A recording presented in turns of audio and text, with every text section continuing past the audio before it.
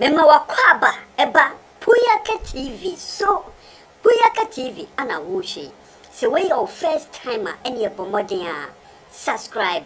Me a notification is so send anytime bia ya di video betumu no wonson sabeka no anya bia share wo hwe wie a comment fa ho kire wadwen efa video no ho abusua like video no na share emo bia so enya bi hwe me da se bebre abusua Honorable Sam George and ye can who assemble.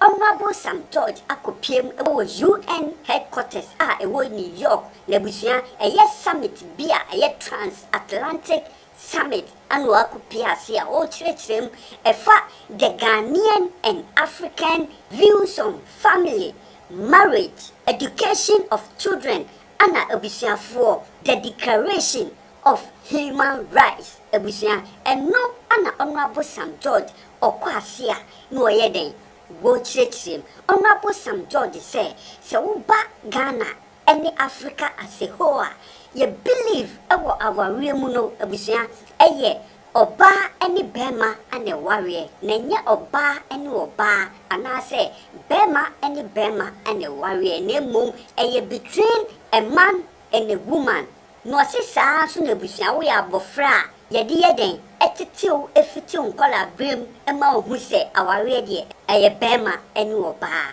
na woko human rights so a ebusia eda ho pefe a efa aware ho se aware eye bema eni oba ane ware enti osi ene wo hu baby a efire agenda amanfo pushi se yedi be human rights mu se aware no se no ya eden ya sesa no bema ne bema betumi aware oba ne oba betumi aware o se sa no ma no eye no ma bia amanfo pushi a omo pese omo impose ewo enkofo a omo believe o sa no ma ne ho enti se no omo ye bibia se omo be pushi e de human rights no na human rights no so aforso on omo a omo nyeden omo believe se aware eye bema ne bema anaso oba eni oba enti Honorable Sam George say the true marriage eye under attack enkofo bi attack the true meaning of marriage ebusia eye bema eni oba no amanfo person yeden omo attack no ebusia mumienko tie Honorable Sam George. So we'll now have two brief comments from the floor. The first is Mr. Samuel George.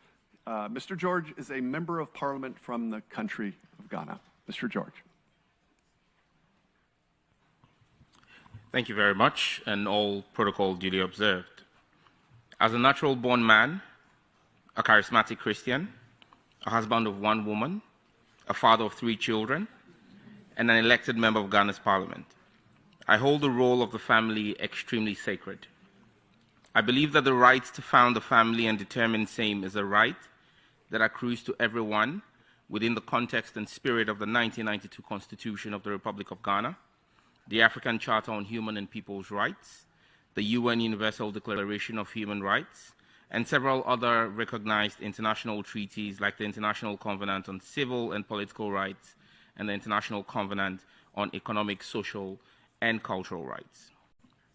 75 years after the UDHR, the spirit and letter are more poignant than at any other time in our history.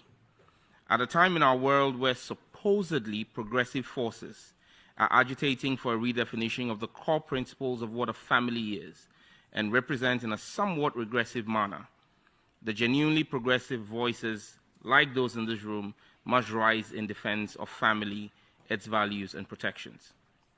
The concept of the natural family is under attack, and a siege is being attempted on the spirit of the Declaration of Human Rights. Let me be clear here and now, sirs and ma'ams. There is a distinct difference between sex and gender or gender identity. The pseudo-war being waged by some against the family is premised on this obfuscation and literal obliteration of the distinction between sex and gender. Sex is a biological construct that transcends race, ethnicity, religion, and jurisdictional jurisprudence. Sex is binary. You're either male or female. God determines this at the moment of conception. A fetus carries either the XX or XY chromosome, determining whether it is born female or male. From my beloved Ningo Prampram constituency in Accra, Ghana, to New York, and Rio de Janeiro to Madrid or Delhi to Perth, the interpretation of XY and XX is constant. Gender or gender identity, on the other hand, is a social construct that has evolved on the peculiarities of various societies. From the onset matching the binary nature of sex, we see different recognitions of gender today across the world. There is no universality in the concept of gender or gender identity, and it is highly fluid. And as such, gender or gender identity cannot form the basis for any rights accruing in a covenant, a convention, or international treaty which seeks to be globally acceptable and binding because we have different interpretations. This is the basis for my avowed position that the letter and spirit of the UN Universal Declaration of Human Rights is apt and meets the needs of our global world today.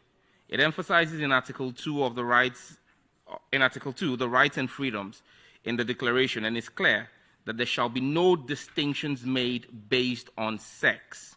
Yes, it says sex, not gender or gender identity. This is a definite position and must be defended by all progressive forces. The UDHR in Article 16.1 makes yet another actual position that I cherish and implore all of us to hold fast and dear, that the right to marry and found a family shall be between men and women of full age, without prejudice to their race, nationality, or religion. Yes, it says men and women, not men and men or women and women. Yet again, this is another reinforcement of the principle of sex and not gender. As a proud African, Article 2 of our African Charter on Human and People's Rights also echoes the principles of enjoyment of rights without prejudice to sex and not gender. As Africans, the role of the family is cardinal to our society and its well-being. To reinforce this, Article 18 of the African Charter recognizes the family as society's natural unit and basis. It imposes a responsibility on member states in the African Union to protect the physical health and morals of the family. Yes, it said morals of the family. It declares the family as the custodian of morals and traditional values recognized by the community. The Charter says there is no ambiguity here, that the values of family as a union between a natural-born man and woman must be protected by all of us. Against this backdrop, together with 7 of my colleagues in Ghana's parliament, I'm sponsoring a private member's bill titled The Promotion of Proper Human Sexual Rights and Ghanaian Families Values Bill 2021 in Ghana's parliament. In conclusion, I reference the critical role that a family plays in the development of society through the development, education, and upbringing of children. Article 18.3 and 4 of the International Covenant on Civil and Political Rights declares respect for the liberties of parents and legal guardians to ensure their children's religious and moral education in conformity with the convictions of the parents and legal guardians. This right is not given to an educational board or a pressure group or a government.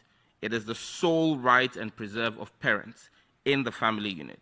Ladies and gentlemen here gathered at the UN headquarters in New York, the family must remain respected and recognized as the union between natural-born men and women of full age who have the right and responsibility to determine by their beliefs and in conformity with the generality of their community the details of the religious and moral education of their children in a manner that respects communal norms of public safety, public order, public health, public morality, and the fundamental rights and freedoms of the majority of their community.